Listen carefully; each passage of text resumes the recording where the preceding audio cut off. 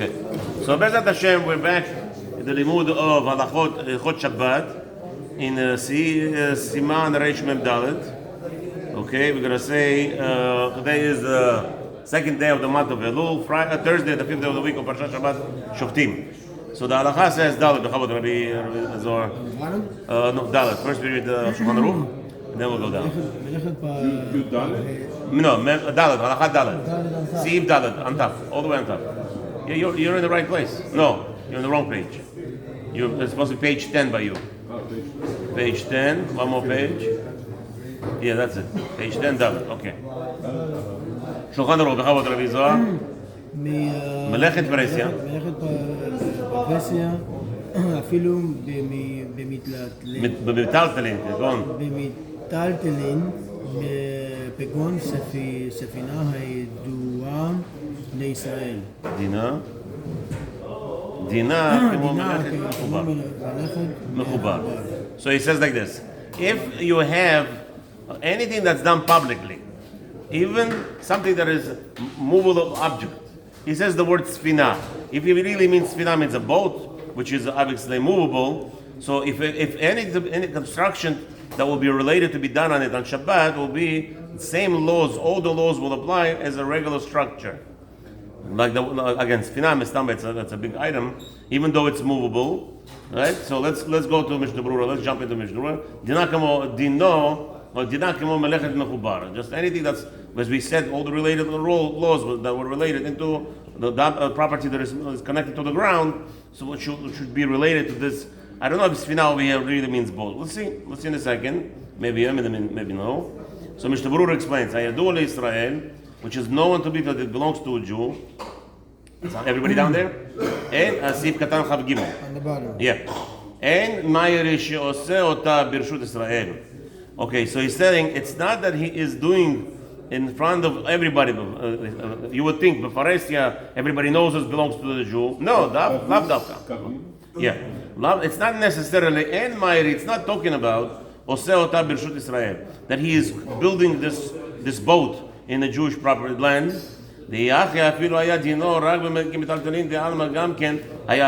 it was just regular items that he like, if Shulchan Aruch meant to say that it's in the property of a Jew, you don't need to go to a big item like a boat.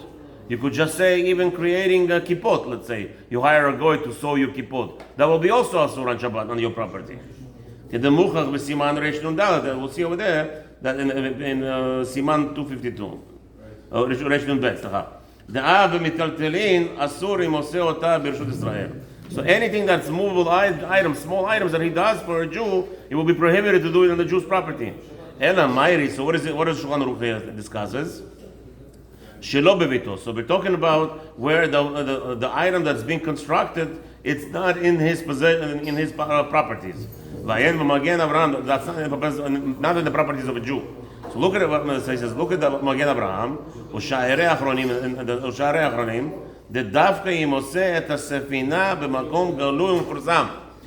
is the prohibition for him for a goy to build a boat for you, which will say, how do you know it's a boat of the Jew? It says Sofer's boat. Obviously it's Jews.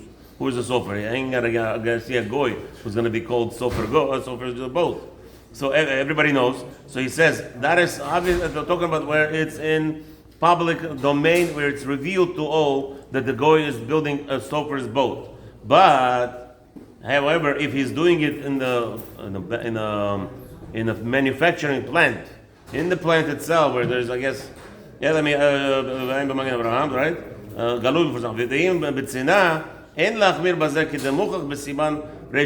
So over here, Shulchan Aruch deviated from the little bit, right? He told us that usually anything that's movable, the goy does in his own backyard and his own property, even if it's what's his name, even if it belongs, he knows he's sewing kippahs for you. You ordered 1,000 kippot for a wedding, right? There's going to be a wedding, so you ordered 1,000 kippot for a goy, and you want to put your name there or whatever. He's allowed to sew it in his own plant, where it's not advertised to the whole world that he's doing for you a job, right? So how come over here with the boat he deviated a little bit? It's telling you, so it's specifically it's talking about where it's beparesia. That's why it was Malgish. Melechet paresia. Anything that's done publicly, public knowledge. Public knowledge, right? If it's public knowledge, so sofer boat cannot be built. So let's just quickly summarize the Seif. Number 4 is telling us a boat that belongs to a Jew cannot be built outside, even in a Goyish neighborhood, even in as long as it's that people will know about it, that will be prohibited. Okay.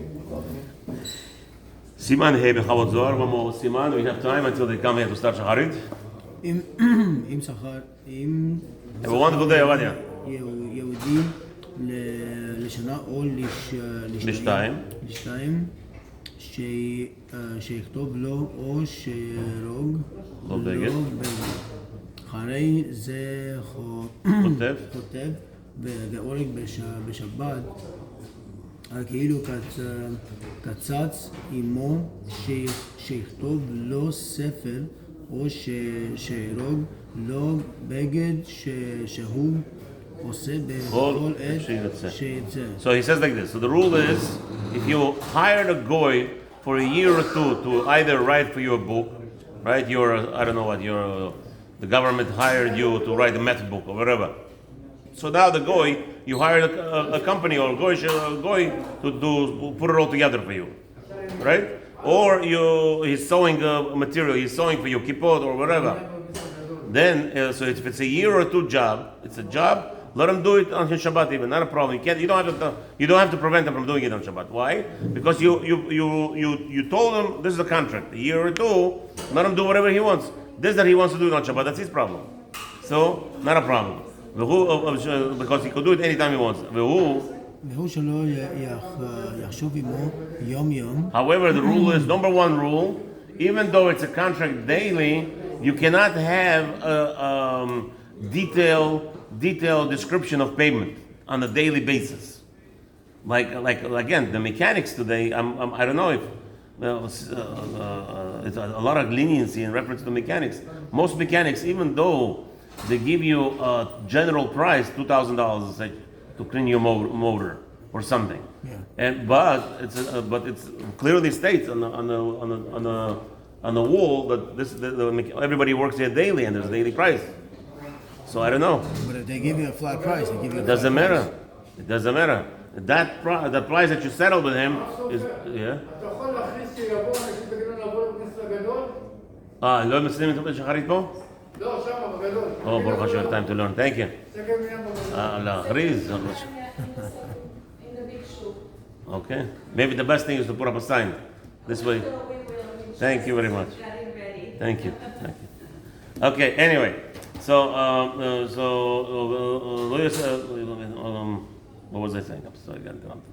Okay, שלא יחשוב עמו. Right, because of this Same with problem. mechanics. The mechanics. And lawyers also. Lawyers. Yeah, okay, but work per hour. But you don't have that problem. A lot of times they'll give you a dibur price. be'alma. Lawyer is dibur be'alma. It's not. There's no physical work. If you have to have a lawyer work for you on Shabbat, that's an emergency. If he's It's writing, pikuach nefesh. If you writing. need a lawyer to work for you on Shabbat, I would allow it then. It's not a mechanic. If that means there's such an emergency, it's going to be life and death. Or not even life and death, they're going to put the guy in jail. No. Again, they're going to put a guy in jail. You could hire a lawyer on Shabbat to work to take him out of jail. So anytime a Jew goes to jail, it's sakanat nefashot. It's a small infraction. They're going to release him in 2 hours. It doesn't matter. You could hire a lawyer on Shabbat to go release a Jew. There's not even a question here. Well, so I'm not talking about lawyers. We're talking about physical job. A person is going to be doing something for you, cops or whatever you hire them to do. So that's what we're discussing, right? As long as Rabbi Raphael, the question is, there's this heter about mechanics. I'm doubting this heter is viable, especially in America, because every mechanic shop has detailed report on the walls that all the jobs here are done by daily, hourly wages. So even though you came and you gave them $3,000 contract for, let's say, repair a motor or replace a motor or whatever it is, Shaila is, if it could be nichlal, you say, no, this is a kabbalanut. Why is it kabbalanut? He's telling you his employers and he's not, that $7,000 contract is really actually break down the shaot will be days.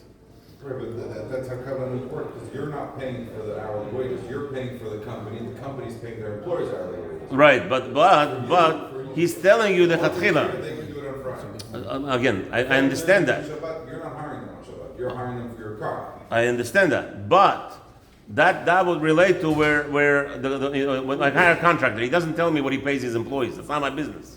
So here's a contract. But here, when you walked in, they already telling you. They're telling you what's going to be the price. The only reason why they're telling you is because they want a waiver for themselves. Because sometimes the price comes up after you return the car. After you get the car back, the price is higher. So you, why is it higher? It took us longer, and there's more hours, and there's more of this. Right. That's why. But at the end of the day, you're not paying for the hourly for the employees that are doing the work. You're paying for the mechanic, for the owner of the mechanic. You're paying him a contract. He needs to pay his guys, so he's putting a big sign on the wall to let everybody know I'm paying them by the hour. So just so you know, if it gets more expensive because it took longer. But in regards to you, there's no problem of you paying the guys spare year. It's like every contract in the world.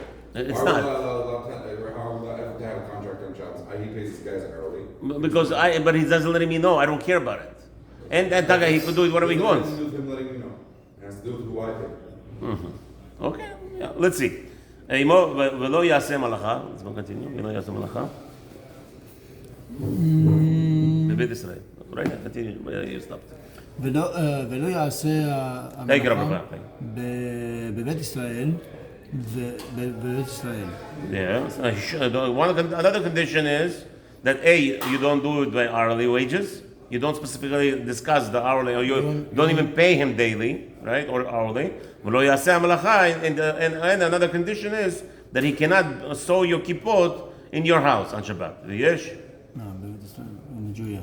ויש מי שעושה בסוחר אינו יהודי לזמן. So I don't know what that means. Some actually prohibit if you don't בסוחר you hire him.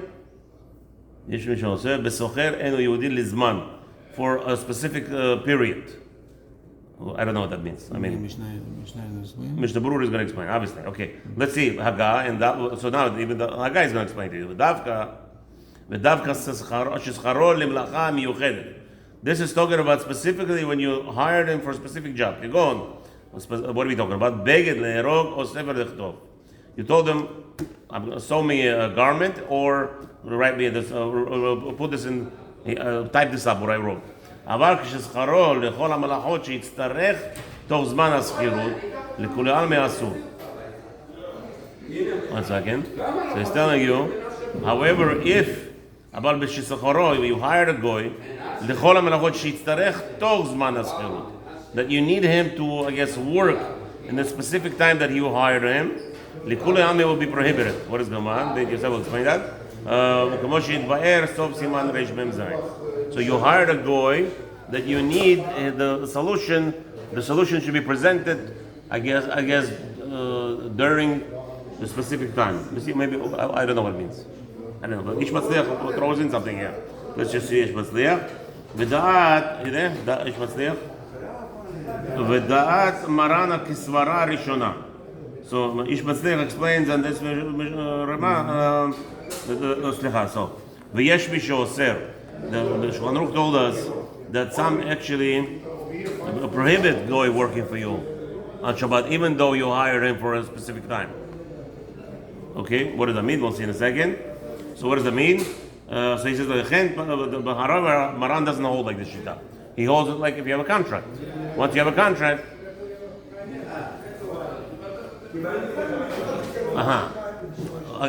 the problem over here is if you hired him for a year or two, right? Before, previously, what we were discussing where you hire a goy for a job, not for a year or two. You hired him for a job. Let's say you told him, build me a house. You didn't tell him, you have 2 years to complete it. I'm hiring you for 2 years, and whatever you build in those 2 years, that's the nafkamina. The nafkamina is that in this Sima Seir, he is talking about where there is now a liberation where you are hiring him for a set of period of time. Over there, you told him you have 2 months. Over there, you have 2 years to complete the house, right? He could complete in 3 months, right? He could complete in 3 months. You told him 2 years, up to 2 years. You didn't hire him for 2 years. Here, who is Asur? What's the prohibition? The prohibition is over here. You hired him specifically to work for you for a year. Meaning, there is no completion earlier. You hired him for a year, 365 days. And that's where the second Asur, Yesh Omrim, that's going to be a prohibited for him to work for you on Shabbat. Anything else in Shabbat is like directly working for you. Directly, indirectly working for you. You told him, I'm paying you $150,000 for 365 days, for a year. Maran holds that if he does work on Shabbat, it's not your problem. So Yesh Omrim says Asur, it's because of that Shaila, Mashma, that because you're paying him for the Shabbat included, in these 365 days, there's 52 Shabbatot. You pay him for those 52 Shabbatot. If you divide. It doesn't have to work. You're not telling him, I want you to work. But you hired him for a year. So what? Doesn't matter. That's the problem here. Shulchan Aruch holds like you. Yesh Omrim Standard practice is to work Monday through Friday. I don't Today. But no standard practice. There is no standard practice that you hire a person for a year, right? Today, even most contracts, Why not? they have a notice. You could always back out. You can always back out, right? The contractors get Yeah. extensions. Yeah. But it's not like in olden days. Dependent if it's a subcontractor's fault. This one. Right. But in the olden days, it was different scenario where he had Rabbi Akiva. He went to work for somebody for 3 years and get paid up to 3 years. That was the case, right? So that's what Moran is saying. Since you katzav, since you established with the employee, with the goy, he's going to work for you for a year or two. So there is a shita that holds there's a problem that you're going to pay him for Shabbat. That's the question I'm discussing with Rabbi File just now. It's the same category. It's the same, almost the same category because literally speaking, 365 days are the $150,000 a contract is you paying him $400 a day, including Shabbat. But it's Halakha l'maaseh today. We're not looking at Halakha l'maaseh, Habibi. Right now we're looking at Shulchan Aruch. This is what Shulchan Aruch says. Today, what everybody does, that's not what Shulchan Aruch says. Obviously, there's going to be Achronim who's going to elaborate. But let's first understand what he wants. And so Ish Mazliach is telling us that the Moran doesn't hold like the Shita. Doesn't it matter what the standard practice is for that time? I mean, so let's understand what Moran was talking about. Okay. That's what it sounds like to me. Okay. Another thing that points out here, Ish Mazliach, Mihu im masar lo malacha. If all the goyim were working on Saturday, then it's clearly he's going to work. If you're doing a contract for a year, he's going to work on Shabbat. Not the goyim. We don't care about the goyim working on Saturday. We're talking about what you need, your needs. You're hiring him to fulfill your needs. Okay. So he's going to be working for you on Shabbat. That's the machlokes. So that's the machlokes. Maran, not a problem, because he could push off the job. Whatever he accomplished on Shabbat, he could accomplish other days also. Yes. Okay. So therefore, I don't care. That's what Maran says. The other rabbi, whoever argues with him, we'll find out in Mishnah Berurah who argues with him. They'll say differently. Maybe they'll say, Habibi, what do you mean? You hired him for a year. What's the difference? You hired him for a year. You're paying him for Shabbat also. So whatever he does on Shabbat, that's what we assume. Okay, that's that. Okay, just let's see Ish Mazliach. And number 2, Likule al me asur. When is it asur? So what does that mean? So he's explaining. Mihu im wasar lo melacha miyom revi'i v'chamishi yesh la'akil. However, the problem is when you give him a job to be done right before Shabbat. But if you give him a job on Wednesday, you could do the mechanic work on Wednesday. That's not a problem at all, because you could have done the work, sir, shacharit in the Knesset Gadol. Okay, let's see. Yom Tov. My name is also Avram. He's screaming Yom Tov. He's looking over there. Yom Tov Rabbi Avram, הצלחה רבה. תעשה הרבה כסף בלי שום בעיות, בלי שום צרות. רק בשמחה. Okay, let's go. Mishnah Berurah, סעיף קטן כ"ד, שיכתוב לו. Right? So you told the guy to write for you. What does that mean? So Magid Abraham explains, כוונת הרמב"ם So I'm back in the Sip Katan Chavdal, Habibi. The inspection. You want to end here? We'll continue tomorrow, hopefully. Yeah, I just don't want to rush. Okay, no problem. Zat Hashem, Baruch Adonai Eloheinu Amen. Anybody who wants to go to, needs to go to Parnasah, make Parnasah b'shefa b'nachat b'simcha.